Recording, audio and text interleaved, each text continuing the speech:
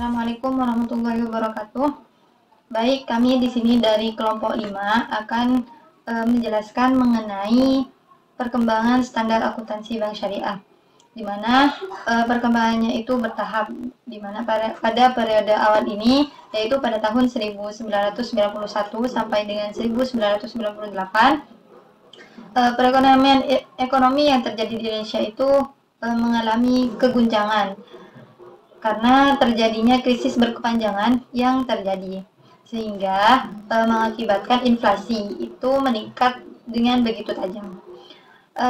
Hal ini juga diperparah dengan adanya permasalahan politik yang terkait dengan penumbangan rezim Soeharto, di mana yang semakin memburuk kondisi ekonomi Indonesia. Jadi kondisi ekonomi Indonesia memburuk yang mengakibat sehingga bisa dikatakan kondisi ekonomi dan politik Indonesia sedang tidak stabil pada periode awal ini.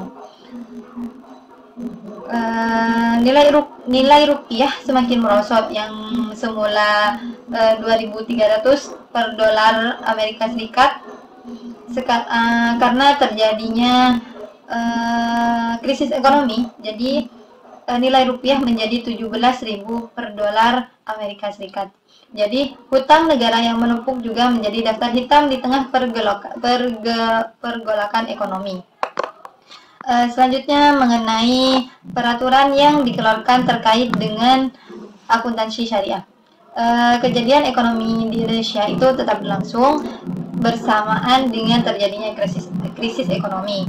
Pemerintah mulai memperhatikan adanya peraturan perbankan syariah, di mana hal ini dengan disahkan Undang-Undang Perbankan Nomor 7 pada tahun 1992 tentang perbankan memberikan peluang untuk membuka bank yang beroperasi dengan prinsip bagi hasil. Selanjutnya yaitu penerapan akuntansi syariah.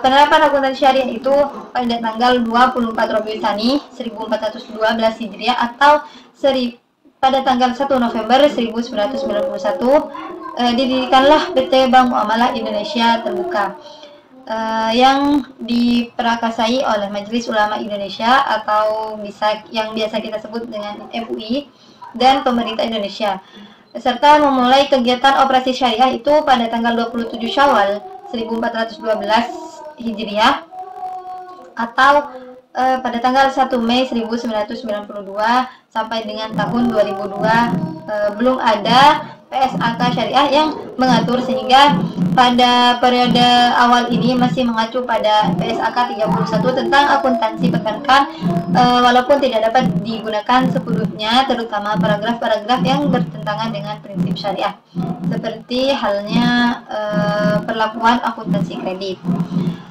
Di mana dalam periode awal ini terdapat dampak dan peraturan serta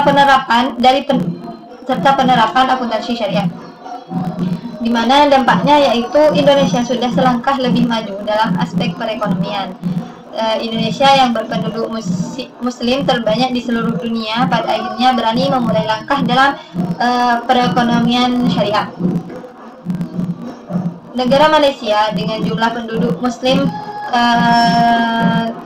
sekitar 1/8 dari jumlah penduduk muslim di Indonesia itu 9 tahun lebih dulu mengimplementasikan akuntansi syariah di negaranya. Dari langkah awal ini, maka nantinya akan berkembang lebih lanjut mengenai pengkajian akuntansi syariah yang akan digunakan di Indonesia. Mungkin dan periode selanjutnya akan dijelaskan oleh teman saya. Mungkin hanya itu. Saya Abdul Aziz. Di sini saya akan menjelaskan masa pertengahan tahun 2000 hingga 2007. Adapun yang pertama, peristiwa ekonomi yang terjadi di Indonesia pada tahun 1999, aktivitas ekonomi perlahan mengalami pemulihan yang ditujukan oleh pertumbuhan ekonomi sebesar 0,8%. Pada tahun 2000, tingkat pertumbuhan mencapai titik 4,7% yang menunjukkan peningkatan cukup signifikan dari tahun sebelumnya. Adapun yang kedua, peraturan yang dikeluarkan terkait dengan akuntansi syariah pada Maret tahun 2000, tim penyusupan PSAK telah menambahkan hasil yaitu diterbitkannya eksposur draft kerangka dasar penyusunan laporan keuangan syariah dari eksposur draft tentang PSAK nomor 59 tentang akuntansi perbankan syariah. Adapun yang ketiga, penerapan akuntansi syariah periode tahun 2002 hingga 2007. Sudah ada PSAK nomor 59 tentang akuntansi perbankan syariah yang dapat digunakan sebagai acuan akuntansi untuk bank umum syariah. Adapun yang terakhir, yang keempat, dampak dari peraturan dan penerapan akuntansi syariah dari adanya amandemen perundang-undangan ini, yaitu semakin memberikan peluang bagi berkembangnya sistem akuntansi syariah di Indonesia. Baik, terima kasih. Sekian dari saya. Assalamualaikum warahmatullahi wabarakatuh. Perkenalkan, nama saya Fatatul Afita. Di sini saya akan membahas tentang perkembangan standar akuntansi bank syariah pada masa sekarang. Yang pertama, peristiwa ekonomi yang terjadi di Indonesia.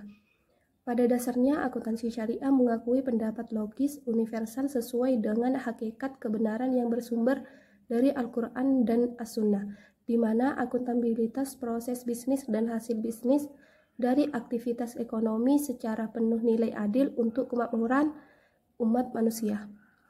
Hal tersebut menunjukkan bahwa akuntansi syariah tidak berbasis faham kapitalis dan sosialis. Selanjutnya, peraturan yang dikeluarkan terkait dengan akuntansi syariah. Pada tanggal 16 Juli 2008, diterbitkan Undang-Undang No. 21 Tahun 2008, sehingga perbankan syariah di Indonesia semakin memiliki landasan hukum memadai yang akan mendorong perkembangan perbankan syariah lebih cepat. PSAK 59 hanya diperuntukkan bagi perbankan syariah saja, sedangkan di sisi yang lain lembaga keuangan syariah non-bank telah berkembang. Maka Dewan Standar Akuntansi Keuangan Ikatan Akuntansi Indonesia membentuk Komite Akuntansi Syariah, yaitu KAS, agar dapat menyusun penerbitan PSAK syariah yang akan digunakan oleh semua entitas syariah. Selanjutnya, penerapan akuntansi syariah. Penerapan dari PSAK mengenai akuntansi syariah yaitu PSAK 101 sampai dengan PSAK 107 dipergunakan secara umum oleh seluruh entitas yang melaksanakan transaksi syariah, seperti bank syariah, asuransi syariah, lembaga pembiayaan syariah, koperasi syariah, dan sejenisnya, termasuk pihak-pihak yang terkait. Di sisi lain, terdapat PSAK yang hanya dipergunakan oleh industri khusus karena memiliki karakter khusus yang tidak dapat disamakan dengan entitas yang lain, misalnya asuransi syariah. Oleh karena itu, dalam melaksanakan industri khusus harus menerapkan PSAK yang berlaku umum dan juga PSAK khusus tersebut. Selanjutnya, dampak dari peraturan dan penerapan akuntansi syariah.